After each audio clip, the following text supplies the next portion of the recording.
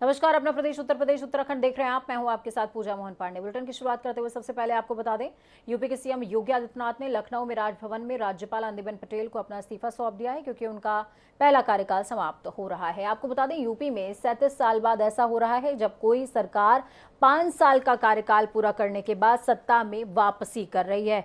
BJP ने 403 सीटों में से 273 सीटों पर जीत हासिल करी है। आपको ये भी बताएंगे कि राज्य में 18 साल में पहली बार किसी मुख्यमंत्री ने चुनाव लड़ा है। इसके पहले 2003 में मुलायम सिंह यादव मुख्यमंत्री रहते हुए चुनाव लड़ चुके हैं।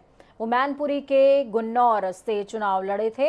राज्य के चुनावी इतिहास में आजादी के बाद आज तक कोई मुख्यमंत्री 5 साल का कार्यकाल पूरा करते हुए लगातार फिर से मुख्यमंत्री नहीं बना है। इससे पहले 2007 में मायावती, 2012 में अखिलेश यादव और 2017 में योगी आदित्यनाथ ने विधानसभा का चुनाव नहीं लड़ा था। तीनों बार ये नेता विधान परिषद सदस्य बनकर सीएम बना पाए थे, लेकिन इस बार सीएम योगी आदित्यनाथ विधायक बनकर सीएम बने जा रहे हैं।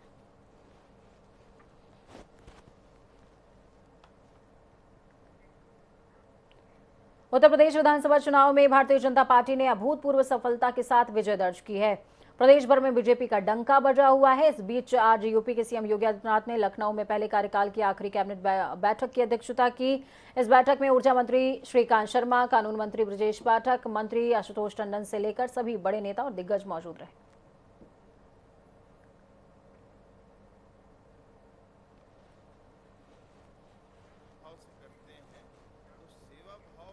तो वहीं मीटिंग से पहले योगी के मंत्री सिद्धार्थनाथ सिंह ने पत्रकारों से बातचीत की। इस दौरान उन्होंने क्या कुछ कहा, सुनिए। इतने चुनौतियां कभी नहीं होती हैं। हम लोग जब सेवा भाव से करते हैं तो सेवा भाव किस स्तर तक की हम ले जाएंगे, किस उसका हम बेंचमार्क खुद बनाते हैं कि हमने कहीं इतने घर दिए थे तो इससे और ऊपर घर हम लोग को आवंटित करना है। हम लोगों ने कहीं स्वास्थ्य सेवाएं इतने लोगों को दी थी तो उससे और ऊपर लेके जाना है। रोडें इतनी बनाई थी तो और बनाएंगे। ये बेंचमार्क जो हम लोग अपने लिए खुद बनाते हैं, और इसलिए वो एक प्रकार से चुनौती कह सकते हैं, लेकिन हम उसको चुनौती नहीं मानते, हम उसको अपना अवसर मानते हैं। देश की राजनीति की राजधानी अगर किसी राज्य को कहा जाए तो वो है उत्तर प्रदेश। उत्तर प्रदेश वो सूबा है जहां से केंद्र की सत्ता तक पहुंचा जा सकता है। उत्तर प्रदेश चुनाव के नतीजों को लेकर पिछले कुछ समय से बहुत ज्यादा गहमागहमी थी। 10 मार्च को जनता ने बीजेपी की जीत पर मुहर लगाई। उत्तर प्रदेश और भाजपा के लिए 10 मार्च एक ऐतिहासिक दिन रहा, जहां कई रिकॉर्ड्स तोड़े गए और नए रिकॉर्ड्स स्थापित किए गए। देखिए, चुनावी राजनीति की दृष्टि से उत्तर प्रदेश भारत का सबसे ज्यादा आबादी वाला और सबसे महत्वपूर्ण राज्य है।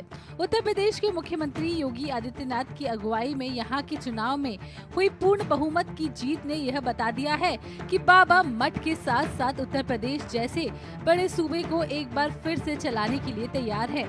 योगी आदित्यनाथ ने उत्तर प्रदेश में सिर्फ 1 या 2 अलग अलग रिकॉर्ड नहीं बनाए, बल्कि उन्होंने संख्यात्मक रूप से कम 5 अलग अलग रिकॉर्ड बनाए हैं और पुराने रिकॉर्ड्स और भ्रम को तोड़ डाला है। पहला रिकॉर्ड, उत्तर प्रदेश के पिछले 37 साल के इतिहास में देखें तो योगी आदित्यनाथ लगातार दूसरा कार्यकाल जीतने वाले पहले मुख्यमंत्री बन गए हैं। किसी भी मौजूदा मुख्यमंत्री ने ऐसा कारनामा नहीं किया है। राज्य और उसके लोगों को आमतौर पर मौजूदा सरकारों, विशेषकर मुख्यमंत्रियों के प्रति बहुत सहानुभूति नहीं रही है।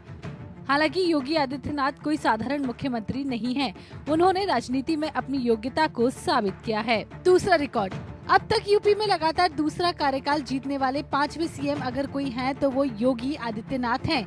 यह योगी को केवल 4 अन्य लोगों की एक प्रतिष्ठित सूची में रखता है।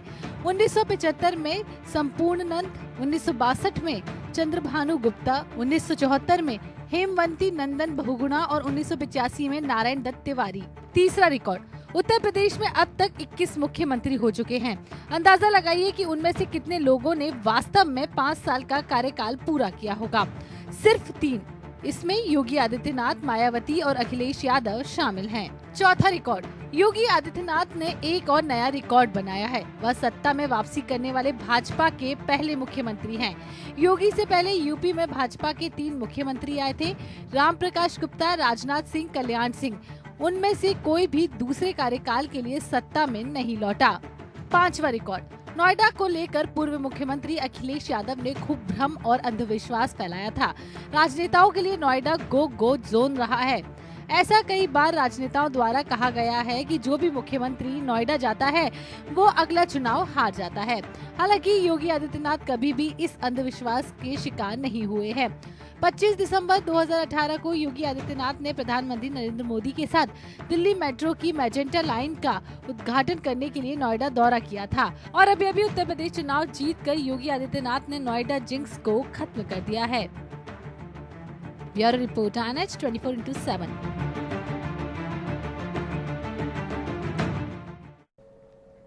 यूपी में दोबारा योगी की सरकार बनवाने में बड़ी भूमिका निभाने वाले ज्वाइनिंग कमेटी के अध्यक्ष लक्ष्मीकांत वाजपेयी ने बताया कि पार्टी ने एक बड़ी जिम्मेदारी दी थी, उसको एक सिपाही की तरह निभाया है। बड़ी तादाद में दूसरे दलों के नेताओं को दोनों डिप्टी सीएम और दया शंकर के साथ मिलकर पार्टी में शामिल कराया है। वहीं इस दौरान उन्होंने हमारे संवाददाता से खास बातचीत करी, सुनिए। उत्तर प्रदेश में भारतीय जनता पार्टी के एक बार फिर से दोबारा प्रचंड बहुमत से सरकार बनने जा रही है और सबसे ज्यादा अगर बात करें उत्तर प्रदेश में संगठन में जो कि एक अहम भूमिका रही है वो पूर्व प्रदेश अध्यक्ष भारतीय जनता पार्टी के लक्ष्मीकांत वाजपेयी ज्वाइनिंग कमेटी के चेयरमैन हैं। उनसे बात करेंगे। सर, जिस तरीके से आपको एक जिम्मेदारी दी गई थी और भाजपा उस समय चुनौतीपूर्वक संघर्ष कर रही थी, चुनाव से पहले की मैं बात कर रहा हूँ, आपने बखूबी इसको निभाया है। किस तरीके से प्लानिंग आपने की थी और जिस तरीके से भरोसा संगठन ने जताया था उसको आपने पूरा किया है? सिपाही हूं, सेनापति के आदेश का पालन करना मेरा कर्तव्य था। सौभाग्य मुझे ये है कि मेरे साथ मेरी कमेटी में आदरणीय दोनों उप मुख्यमंत्री जी और माननीय दयाशंकर सिंह मेरे साथ थे।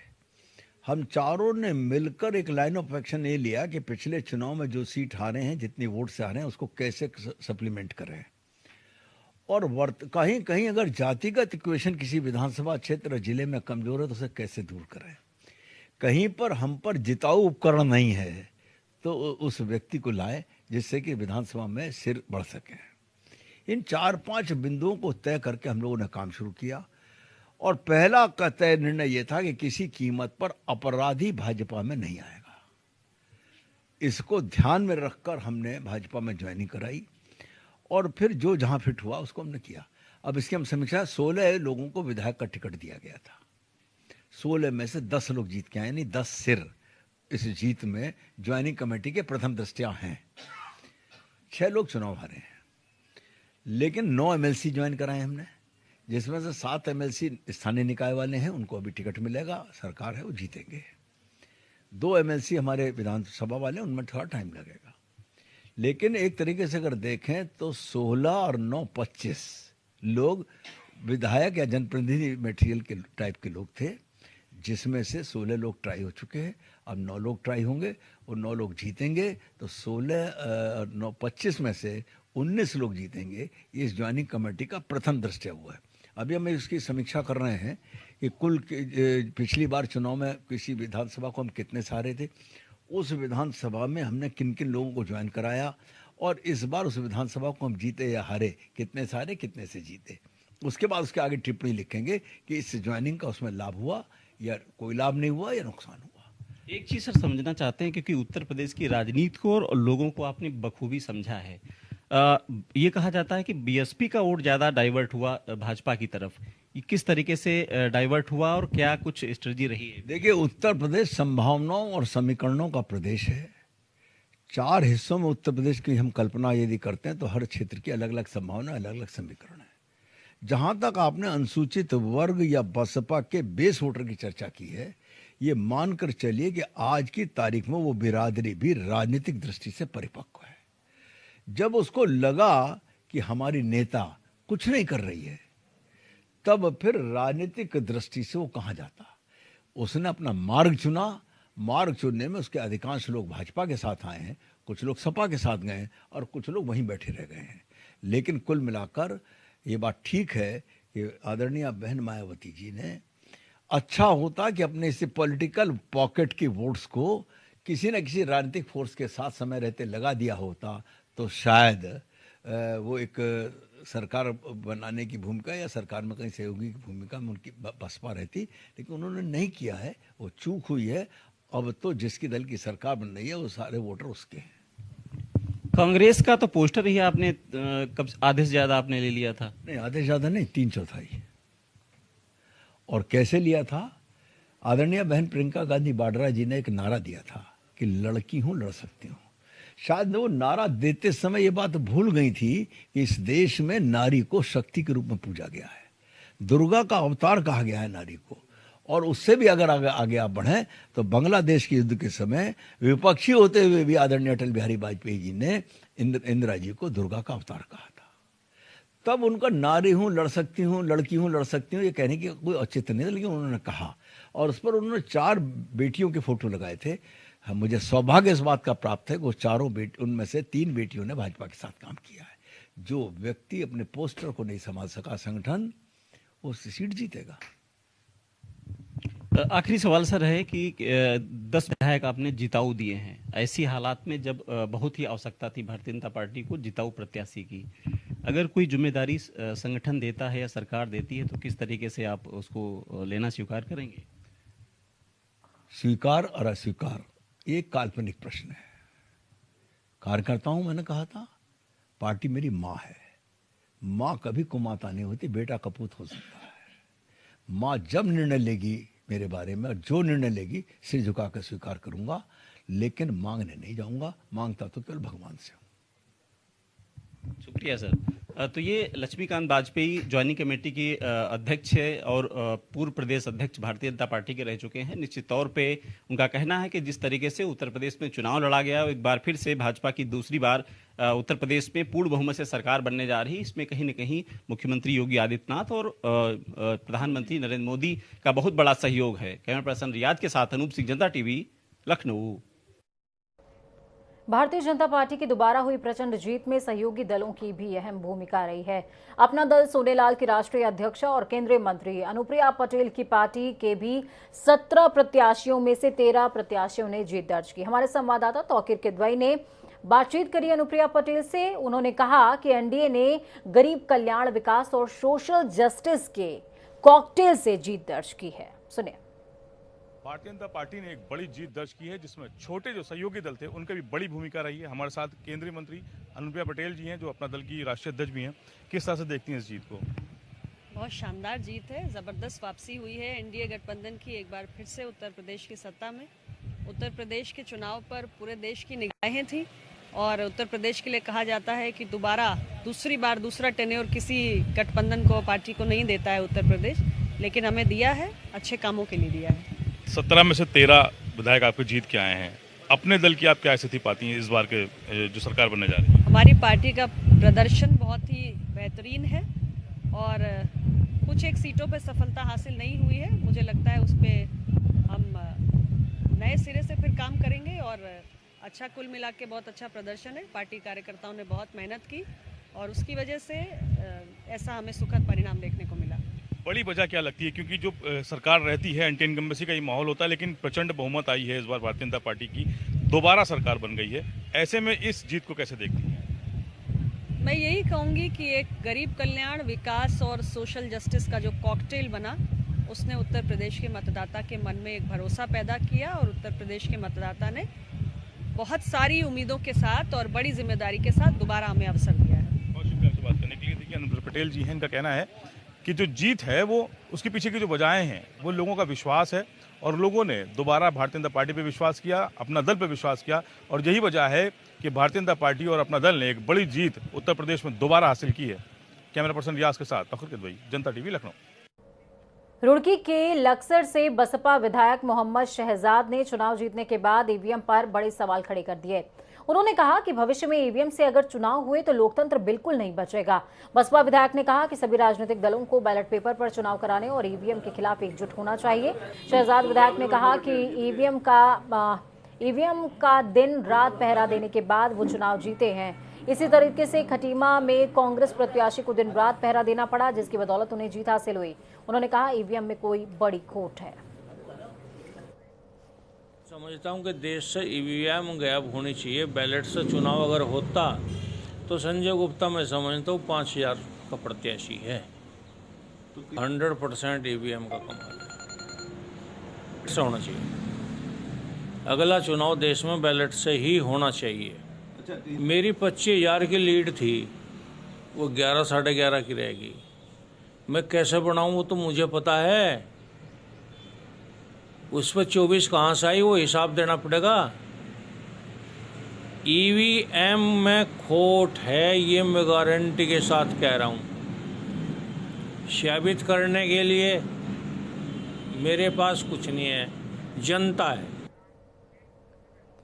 तो वहीं आपको बता दूं कि लगातार इस तरीके की चीजें देखने को मिल रही है। मसूरी विधानसभा से एक बार फिर से जीत दर्ज करते हुए गणेश जोशी ने 4 बार विधायक बनने पर अपने क्षेत्र की जनता का आभार जताया। जीतने के बाद गणेश जोशी आज शहीद स्थल पहुंचे थे, जहां पर शहीदों को श्रद्धांजलि दी, नमन किया।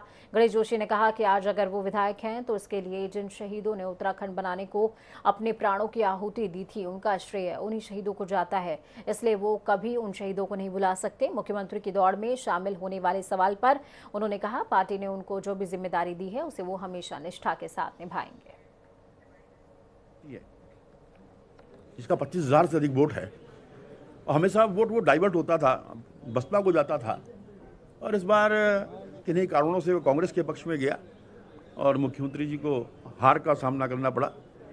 लेकिन मुझे ये कहते हुए कोई गुरेज नहीं है कि अगर भारतीय जनता पार्टी सत्ता में आई है उसमें मुख्यमंत्री जी का बहुत बड़ा योगदान है। जिस प्रकार से 6 महीने के अंदर उन्होंने धुआंधार पारी खेली, 2020 खेला, और वो व्यक्ति अगर अपनी विधानसभा में ध्यान देता तो शायद, क्योंकि वो उन्हें पार्टी को जिताने की चिंता थी, पूरे प्रदेश का दौरा कर रहे थे, पार्टी को तो सत्ता में ले आए। एक कारण ये भी मैं कह सकता हूँ। अलग अलग विधानसभाओं से पुष्कर सिंह धामी की हार के बाद भाजपा के विधायकों के बयान सामने आ रहे हैं, जहां अपने मुख्यमंत्री के लिए सीट खाली करने की बात कह रहे हैं। तो वहीं रामनगर से तीसरी बार विधायक बने दीवान सिंह बिष्ट ने कहा कि अगर हाईकमान का आदेश हुआ तो वो भी अपनी सीट खाली करेंगे। प्रदेश के मुख्यमंत्री पुष्कर सिंह धामी के चेहरे पर चुनाव लड़ते हुए भाजपा ने जहां प्रदेश में प्रचंड बहुमत हासिल किया है, वहीं खुद मुख्यमंत्री अपनी सीट नहीं बचा पाए, जहां मुख्यमंत्री को हार का सामना करना पड़ा। धामी जी के नेतृत्व में हमें ये चुनाव लड़ा, उन्होंने उनके नेतृत्व में हमने भारी बहुमत प्राप्त किया। लेकिन ये दुर्भाग्य है भारतीय जनता पार्टी का, उनके नेतृत्व में हमने चुनाव लड़ा और सरकार बना रहे हैं, लेकिन वो चुनाव हार गए हैं। एक दुर्भाग्यपूर्ण स्थिति हम लोगों के लिए है। और जहाँ तक मुख्यमंत्री का सवाल है, ये हमारा केंद्र का, हमारी पार्टी का अपना विषय है। पार्टी जो तय करेगी उस पर हम सब उसके पीछे खड़े होंगे। उत्तराखंड के मुख्यमंत्री पुष्कर सिंह धामी ने पद से इस्तीफा दे दिया है। कैबिनेट की मीटिंग होने के बाद सीएम पुष्कर सिंह धामी ने इस्तीफा दिया। उन्होंने अपना इस्तीफा राज्यपाल गुरमीत सिंह को सौंपा। हालांकि राज्यपाल ने उनसे कहा है कि वो नई सरकार बनने तक अपना काम करते रहे।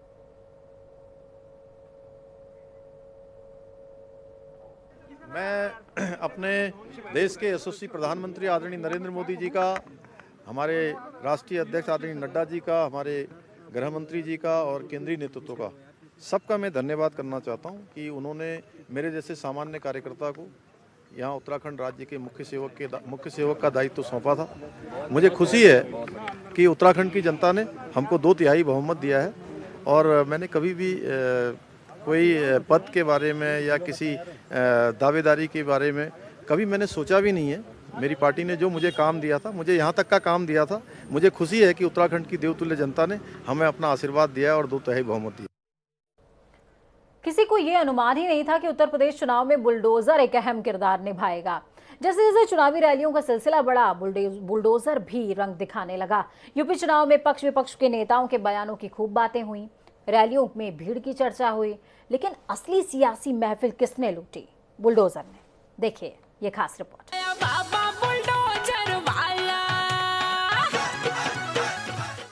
उत्तर प्रदेश के चुनाव में नेताओं के बाद कोई चर्चा में था तो वो था बुलडोजर। जहां भी योगी आदित्यनाथ की रैली या सभा होती, वहां बुलडोजर का जिक्र अपने आप आ जाता। मंच या सभा स्थल के पास ही बुलडोजर को सजा धजा कर खड़ा कर दिया जाता। लोग भी बड़े मजे से बुलडोजर को देखते, या यूं कहें कि भाजपा के लिए बुलडोजर एक भीड़ जुटाऊ हथकंडा बन गया था। जैसे जैसे चुनावी रंग चढ़ता गया, सीएम योगी बुलडोजर बाबा कहलाने लगे। वो भी बिना एतराज जताए से सुशासन की उपाधि मानकर भुनाने लगे। वहाँ देखो बुलडोजर भी खड़े हैं मेरी सभा में। प्रभु राम की कृपा योगी जी पे बरस गई, जय हो जय हो जय हो। चुनाव जीतने के बाद राजधानी लखनऊ में भाजपा कार्यालय के बाहर तो कुछ उत्साहित समर्थकों ने बुलडोजर पर सवार होकर भगवा झंडा फहराकर जीत का जश्न मनाया।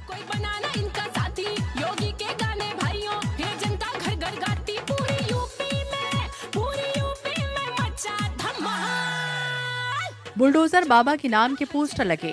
इस तरह चाहने वालों ने योगी का एक नया नाम दिया।